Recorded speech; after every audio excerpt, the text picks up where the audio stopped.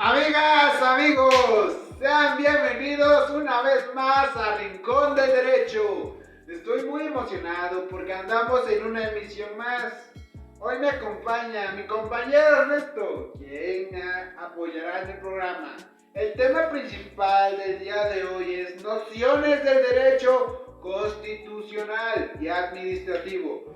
Y para que sea entretenido, elegimos la temática de payasos con traje. ¡Sí! Así como lo ve, payasos. Y como en cada emisión abordaremos ejemplos para que los comprendas mejor. Estos serían los temas que abordaremos hoy. 1. Concepto de derecho constitucional. 2. Concepto de constitución. 3. Partes integrantes de la Constitución. 4. Supremacía constitucional. 5. Rigidez constitucional. 6. La inviolabilidad constitucional. 7. El procedimiento para reformar la Constitución. Antes de comenzar, te invito a que nos apoyes con un like y suscribirte a nuestro canal. Ya para comenzar, quiero presentar a Rosa Isela, quien igual se disfrazó. ¿Y cómo te sientes de estar aquí, Rosy, disfrazada? Me siento muy feliz ya que esto será muy divertido. Es muy agradable estar aquí, espero ser de mucha ayuda. Esa es la actitud, Rosy. Tú muy bien. Como siguiente invitado tenemos a Jesús Trujillo. ¿Cómo te sientes de estar aquí nuevamente? Pues es algo raro estar aquí con la cara pintada, pero es muy agradable estar nuevamente aquí en tu programa. Espero aportar la suficiente información al programa. Verás que será divertido este programa y que será de mucha ayuda. Como siguiente invitado tenemos a Alberto. Démosles un fuerte aplauso. Y es un placer tenerte en el programa. Muchísimas gracias primeramente por haberme invitado. Igual me impresioné el saber que la temática sería payasos, pero me siento muy feliz de estar aquí nuevamente en este programa. Espero poder resolver las dudas que surjan. Tranquilo y yo nervioso, que aquí todos nos apoyaremos. Como siguiente invitado tenemos a Luis Ernesto. Démosles un fuerte aplauso. Hola, y muchas gracias por haberme invitado. Espero que ese podcast sea de provecho para nosotros y para nuestros oyentes, además de que será divertido. Eso espero también. Bueno, comenzamos con el primer tema del día. Conceptos de derecho constitucional. Ahora sí viene lo bueno. Si nos pudieras ayudar, Rosy. Claro que sí, será un placer. El derecho constitucional es un conjunto de normas, principios y doctrinas que tratan sobre la organización del Estado, su función y competencia y sobre los derechos y garantías de las personas. Es una rama de derecho público. Un ejemplo de ello es que al nacer somos registrados como ciudadanos. El derecho determina que a partir del momento tenemos determinados derechos y obligaciones. Excelente explicación. Ahora hablemos sobre concepto de constitución. Si nos pudieras ayudar, Trujillo. El concepto de constitución escrita es relativamente reciente y data del siglo XVIII, en que aparecen documentos para regir la organización política de la sociedad. Sin embargo, el término constitución referido a la política es antiquísimo. La reflexión sobre la organización política se halla en la antigüedad clásica, en la Edad Media y en la modernidad. Desde el punto de vista histórico, como lo expresa Enrique Álvarez Conde, normalmente suele atribuirse a los hebreos el primer concepto de constitución, en el sentido de existir una norma suprema a los gobernantes y gobernados, que a su vez actuaban como límite de las acciones de aquellos. Esta norma suprema se identificaba con la ley divina, conteniendo una fuerte carga ética y moral, cuya actualización era realizada a través de los profetas. En la época griega predominaba la idea de una constitución en sentido material. En esta época la forma de gobierno no suponía concepto de soberanía ni de Estado, sino simplemente un sistema de organización de control de los diversos componentes de la sociedad históricamente dada, construido para dar eficacia a las acciones colectivas y para consentir así un pacífico reconocimiento de la común permanencia de la política. Un ejemplo lo podemos ver en nuestra propia Constitución. Esta mantiene el orden, ya que en ella se dice lo que se puede hacer y lo que no se puede hacer. Y ahora, ¿cuáles serían las partes que integran la Constitución? Si nos pudieras ayudar, Alberto. Puesto que sí. Por lo tanto, el derecho constitucional comprende de dos grandes partes. La primera está llamada la parte meramente mecánica u orgánica del derecho constitucional, de organización, de estructuración, de forma, junto a la parte que se ha llamado dogmática o sustantiva del derecho constitucional, es decir, una parte en la que dentro de ese propósito perpetuo que es en resumen el derecho constitucional todo, limitar el poder, se distingue sin embargo un conjunto de normas más directamente encaminadas a proteger al individuo, para lo cual se crean determinadas instituciones que existen única y exclusivamente para limitar el poder con este fin. Bueno, para dejar claro esto, como lo mencioné, la Constitución se divide en dos grandes partes.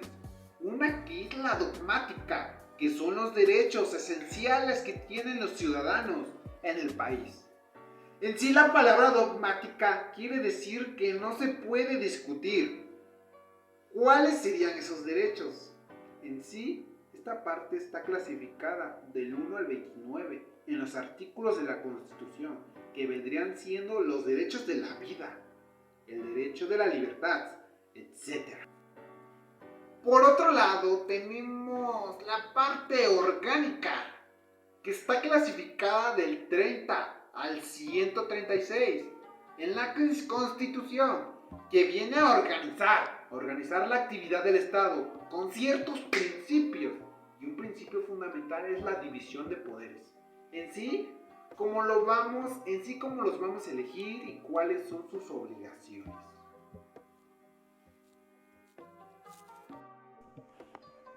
Ahora hablemos de la parte dogmática de la Constitución. Pues para comenzar, definamos dogmática. Y por dogmática, del latín dogma, se entiende, entre otras cosas, una preposición que se asienta por firme y cierta y como principio innegable de una ciencia. Es decir, que no admite discusión. Lo dogmático es lo relativo de los dogmas, a las verdades que no requieren comprobación alguna. En el caso de la Constitución Federal, su primera parte es la dogmática, por contener una serie de verdades que se reputan y válidas de suyo. Las garantías individuales visibles en los artículos 1 al 29. En una versión generalmente aceptada, la Constitución Política de los Estados Unidos Mexicanos se encuentra integrada por dos partes, que dependiendo al autor que se estudie pueden variar en su cantidad. En términos prácticos y precisos, esta se divide en parte dogmática y orgánica. Respecto a la parte dogmática de la Constitución, comprenden las llamadas garantías individuales, que se estiman han evolucionado de la idea de derechos humanos, que son una suma de facultades, libertades y pretensiones de carácter civil, político, económico, social y cultural, que se reconocen al ser humano considerado individual y colectivamente. La noción de los derechos humanos es producto de la historia y de la civilización, y por tanto sujeta a evolución y modificación. Excelente. Ahora hablemos de la parte dogmática. Si nos pudieras ayudar, Rosy. La parte orgánica de la Constitución es la que dicta la forma en que se debe organizar el país, los derechos y obligaciones de cada uno de los funcionarios que conforman las instituciones de la República. Así, la Constitución dispone que la forma de gobierno sea la República representativa, democrática y federal, con la ya mencionada división de poderes. Un ejemplo es la que tiene que organizar la actividad del Estado con ciertos principios, y un principio es fundamental, que es la división de poderes, en sí cómo lo vamos a elegir y cuáles son las obligaciones. Muy bien, una vez ya definido esto, ahora hablaremos sobre la supremacía constitucional. Si pudieras aportar algo, Rosy. La Constitución es de naturaleza suprema. Esa calidad también se desprende y las circunstancias se indica, constituye, organiza, funda, faculta, atribuye, limita y prohíbe de que hace de manera original, superior y que nada, incluidos los tratados y convenios internacionales, está sobre ella. Los apartados se refieren a derechos humanos protegidos por tratados internacionales, tienen la misma categoría de supremos, siempre que no alteren el sentido de menoscabar o disminuir los derechos humanos que reconoce la Constitución. Los actos de autoridad que estén apegados a la Constitución serán válidos. Todo acto de autoridad se presume inconstitucional, salvo declaración esté emitida por una autoridad competente. Para cuestionar las leyes y los actos de una autoridad, existen el amparo, la controversia constitucional, la acción inconstitucionalidad y los medios de impugnación a esta materia electoral. Cuando una ley federal o tratado internacional están en contradicción con una ley local, los primeros tienen a su favor la presunción de constitucionalidad. Los jueces del Estado deben preferirlos sobre estas. La Constitución debe ser preferida en atención a su carácter de suprema. En teoría, los titulares de los poderes, entes y órganos públicos son responsables por realizar actos contrarios a ella y optar sin estar facultados para hacerlo. Muy bien. Ahora háblanos de su rigidez. ¿Nos podrías ayudar, Rojillo? La rigidez constitucional es un elemento del que se vale el constituyente para asegurar políticamente el resultado y perdurabilidad de su obra y jurídicamente para establecer la supremacía del texto constitucional sobre otras normas. Estas finalidades se buscan alcanzar estableciendo un procedimiento dificultado para modificar válidamente las disposiciones constitucionales. En suma, a través de una herramienta procesal se intenta asegurar la permanencia efectiva de la Constitución. Esto es lo que la doctrina constitucional ha denominado rigidez constitucional. La rigidez constitucional impide que la Constitución sea modificada fácilmente para motivos que no beneficien al pueblo, ya que en ella se establecen requisitos para que un artículo pueda ser modificado o se le agregue algo. Un ejemplo de esto lo podemos ver con nuestro presidente, que ya desde hace varios años está impulsando la propuesta de revocación de mandato, que consiste en que el mismo día en que se realizan las elecciones para elegir gobernadores y diputados, se consulte al pueblo si quiere que el presidente continúe con su cargo o que renuncie, pero debido a que no cumple con todos los requisitos, no puede ser activada. Bien explicado. Ahora, Ernesto, ¿nos podrías hablar sobre la inviolabilidad constitucional? La Constitución, por su propia naturaleza, es permanente, rige para la eternidad, es decir, que su vigencia y rigor no tiene límite en el tiempo para el Estado mexicano. Se tiene el conocimiento de su nacimiento, el momento en que se elaboró, pero no tiene un término establecido, por lo que nadie sabe cuándo concluirá su existencia como instrumento normativo fundamental. Lo anterior tiene su fundamento en las siguientes consideraciones: que el pueblo, como única expresión de la voluntad constituyente, que actúa por medio de sus representantes e integrantes del poder legislativo, En ninguna de las constituciones anteriores, ni en la actual, se estipula la posibilidad de su derogación.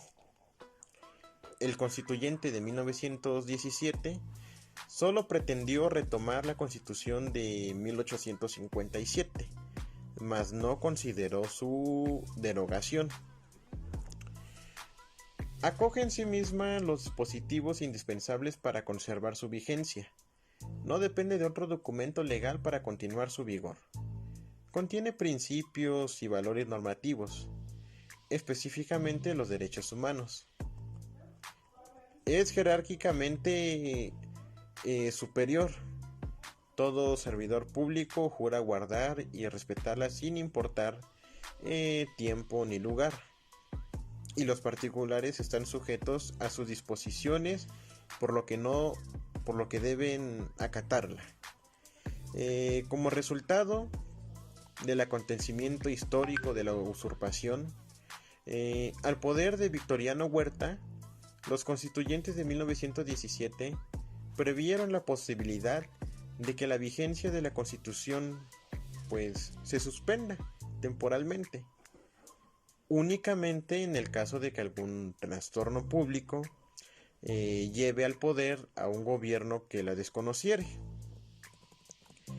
Todo esto significaría la pérdida de la libertad, que como garantía individual salvaguarda el orden jurídico.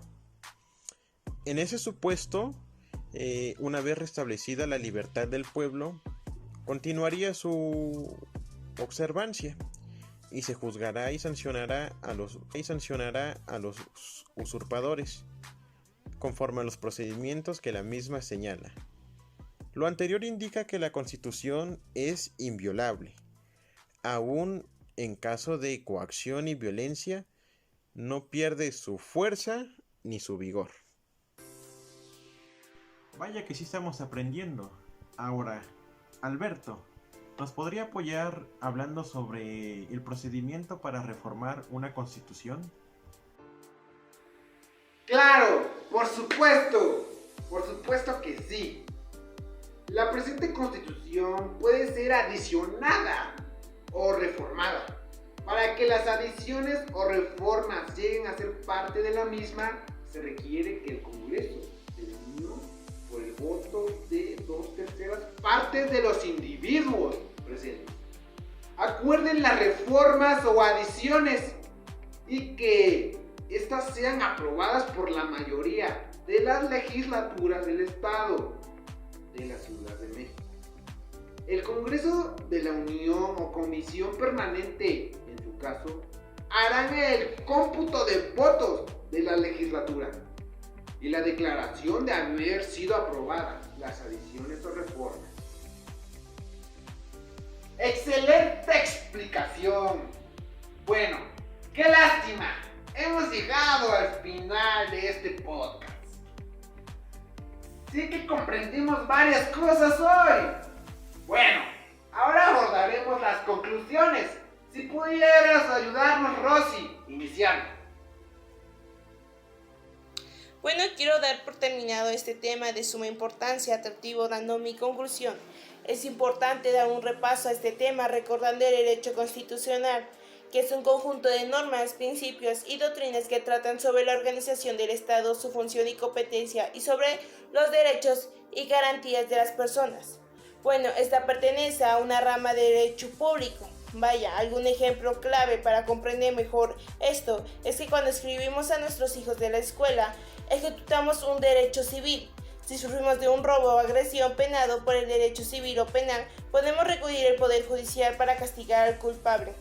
La Constitución es la suma importancia para cada ciudadano y para México. Y el obtener una Constitución tan detallada con partes que estructuran su información, la Constitución se puede definir como acuerdo de reglas y convivencia, es decir, una forma de pacto político y social. Llamada así porque la entrega y establece y organiza y constituye las normas que rigen a la sociedad de un país. La Constitución se divide en dos grandes partes. una dogmática que abarca los primeros 38 artículos y establece los derechos humanos y obligaciones que los ciudadanos, y la otra orgánica que abarca los 98 artículos restantes que estipula la organización de los poderes públicos del Estado. La Constitución fija los límites y define las relaciones que entre los poderes legislativo, ejecutivo y judicial del Estado, estableciendo así las bases para su gobierno. También garantiza al pueblo determinados derechos. La mayoría de los países tienen una constitución escrita. Es tan importante. El pueblo le pertenece la constitución. El pueblo la creó. Todo se hace a conveniencia del pueblo, siempre viendo para su preferencia. El apoyar a cada uno de los ciudadanos, a cada mexicano o mexicana. Hasta aquí mi conclusión. Agradezco su atención y se despide una servidora, Rosy Ruiz, y espero que entiendan nuestra temática que hoy vive en México. Excelente. Ahora, Trujillo, si nos pudieras compartir tu conclusión. Con mucho gusto. En mi opinión, pienso que estos temas son muy importantes para entender de mejor manera cómo funciona nuestra Constitución, entender el porqué de las reformas y modificaciones que hacen, entender por qué ciertas reformas y modificaciones se tardan tanto en ser activadas, ya que visto desde afuera parece que para aprobar se tardan mucho por simple flojera, cuando la realidad es que se tardan tanto porque tienen que realizar muchos procedimientos antes de poder modificar algo de la Constitución. Al igual que nos ayudará a entender por qué se tarda tanto en aprobar, revocar o modificar ciertos artículos, también nos ayudará a que no nos intenten engañar o intimidar haciéndonos creer que cierta ley ya está activa o en vigor, ya que sabremos que para aprobar una ley o reforma no es algo que puedan hacer de un día para el otro, que para hacer eso tienen que cumplir con ciertos requisitos y esos requisitos llevan tiempo. ¡Genial! Sí que aprendimos. Comprendimos muy bien el tema. Ahora Alberto, si nos pudieras compartir tu conclusión. En mi punto de vista, la Constitución debería ser bien explicada en las escuelas, desde lo más básico, que es la primaria. Deberían enseñarle correctamente sus derechos a los niños, ya que algunos desconocen esa parte y sufren esas consecuencias ya cuando son un poco grandes. Bueno, la Constitución la encontramos dividida entre los derechos humanos, que son los indispensables para tener armonía entre nosotros, y claro, la parte que viene a organizar la actividad de un Estado. La división de poderes de esos canijos. En sí, estas partes van de la mano, mejor conocidas como parte dogmática y la parte orgánica. Claro, la Constitución debe ser respetada, pero no falta el canijo que trata de burlarla, como serán nuestros queridísimos diputados.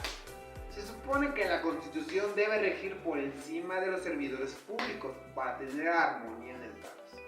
Pero lo vemos claramente, se violan los derechos. Por otro lado, deben tener su rigidez la Constitución, aunque violen sus leyes. No pueden modificarla así de fácil.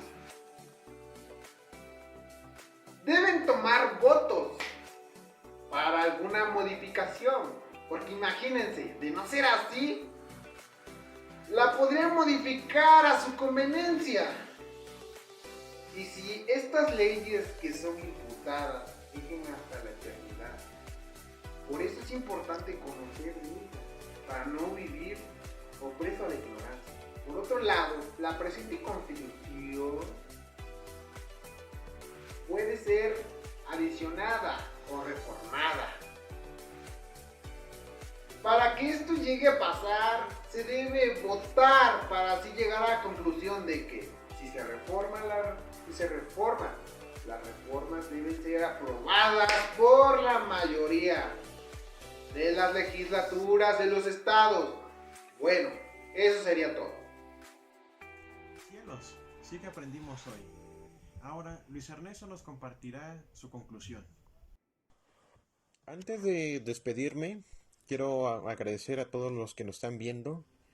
También agradezco por la invitación que me hicieron de participar. Y a mis demás compañeros licenciados, me da gusto que podamos estar aquí. Para terminar, quiero dar una conclusión a todo lo que vimos en este rato.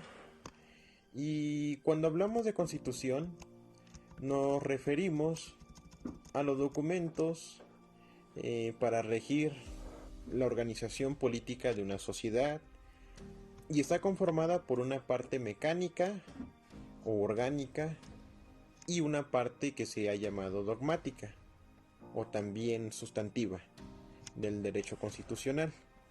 Se estarán preguntando qué significa la parte dogmática y orgánica. Muy sencillo. Cuando hablamos de una parte dogmática, nos referimos a grandes rasgos de los derechos esenciales que tienen todos los ciudadanos.